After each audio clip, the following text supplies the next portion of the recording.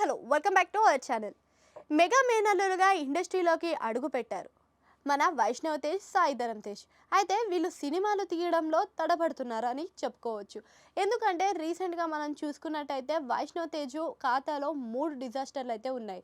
కొండపొలం, ఇంకా దాంతోపాటు అంగరంగ వైభవంగా, ఇంకా అలాగే ఆదికేశవ, ఇలాంటి 3 సినిమాలు కూడా డిజాస్టర్లుగా మారినాయనే విషయం అందరికీ తెలిసిందే.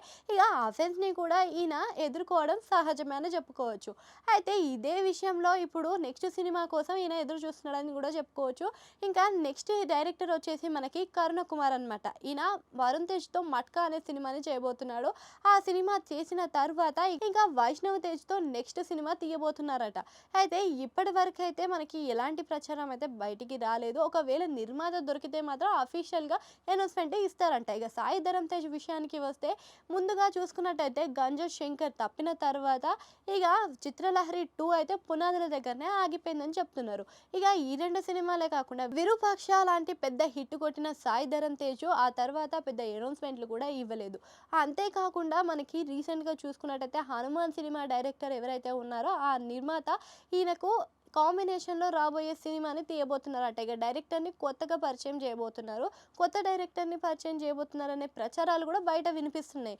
ఇక కథ విషయానికి వస్తే అవేమి మనకి ఇప్పట్లో బయటికైతే ఏవీ రాలేదు. కాకపోతే సినిమా కోసం, మేకవర్ కోసం గట్టిగానే కఠినంగా కష్టపడుతున్నాడట. అయితే విరూపాక్ష తర్వాత బ్రో అనే సినిమాని అయితే తీయడం జరిగింది. అయితే ఈ బ్రో సినిమా కూడా తన మేనమామతో స్క్రీన్ పంచుకోవాలి అనే కోరికతోటే తీశారట.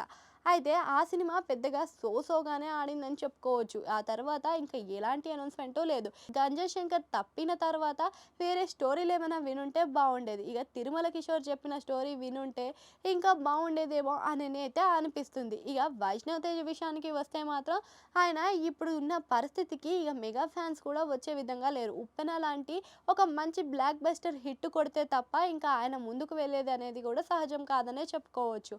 ఇంకా అంతకు మించి ఇంకా సాయి ధరమ్ తేజ్ కాంబినేషన్లో వచ్చే సినిమా ఎలా ఉంటుందో అనేది తెలియదు. ఇంకా సాయి ధరమ్ తేజ్ అయితే ఇప్పటికి బాగానే కష్టపడుతున్నాడు అని చెప్పుకోవచ్చు. ఇంకా అనౌన్స్మెంట్లు, స్టోరీలు ఏం లేవు కాబట్టి ఇక సుప్రీం బ్రదర్స్ ఇద్దరు కూడా స్లోగానే ఉన్నారని అంటున్నారు. కానీ ఇప్పుడు ప్రస్తుతానికి పరిశ్రమ క్షీణిస్తున్న సమయంలో వీళ్ళు కొంచెం స్లోగానే ఉన్నారు. ఇలా ఉంటే చాలానే కష్టం అవుతుందని చెప్తున్నారు. సో మీ అభిప్రాయాన్ని కామెంట్ సెక్షన్లో కామెంట్ చేయండి. అట్లనే ఆడ గంట సింబల్ ఉంటే దాన్ని కూడా నొక్కేరు.